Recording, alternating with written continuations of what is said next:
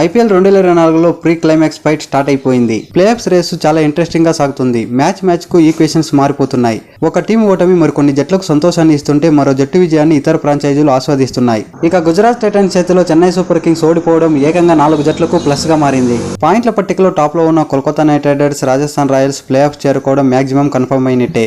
ఇవాళ Eden gardens వేదికగా Mumbai Indians తో జరగనున్న మ్యాచ్ లో కేకేఆర్ గెలిస్తే ఆ జట్టు అధికారికంగా ప్లేఆఫ్స్ కు అర్హత సాధిస్తుంది. ఇక మూడో స్థానంలో ఉన్న ఎస్ఆర్హెచ్ మిగిలిన 2 మ్యాచ్ల్లో ఒక మ్యాచ్ ను భారీ విజయంతో సాధించినా సరిపోతుంది. 16 పాయింట్లు మెరుగైన రన్ రేట్ ఉంటే ఎస్ఆర్హెచ్ కు ఏ ప్రాబ్లం ఉండదు. ఇక చూసుకుంటే అసలైన పోటీ అంతా 4వ స్థానం కోసమే. దీనికోసం 5 జట్లు పోటీ పడుతున్నాయి. చెన్నై సూపర్ కింగ్స్ ను గుజరాత్ టైటన్స్ ఓడించడంతో అన్ని జట్ల కంటే ఆర్సీబీ ఎక్కువగా ఆనందిస్తుంది.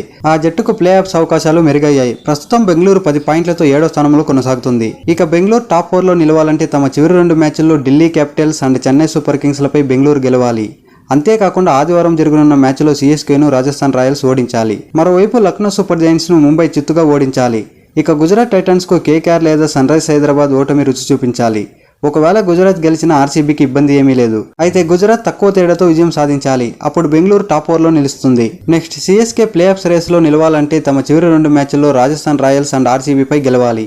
ఈ రెండిట్లో గెలిచి మెరుగైన రన్ రేట్ ఉంటే సీఎస్కే ఈజీగా తదుపరి దశకు చేరుకుంటుంది. ఒకవేళ రాజస్థాన్ రాయల్స్ చేతిలో ఓడినా ప్లే ఆఫ్ చేరాలంటే లక్నో సూపర్ జైంట్స్ ను ముంబై ఇండియన్స్ లేదా ఢిల్లీ క్యాపిటల్స్ ఓడించాలి. లక్నోపై ఢిల్లీ గెలిస్తే ఢిల్లీని ఆర్సీబీ తప్పక చిత్తు చేయాలి. ఆ తర్వాత బెంగళూరును సీఎస్కే ఓడించాలి. అప్పుడు Chennai super Kings play offs కు వెళ్తుంది.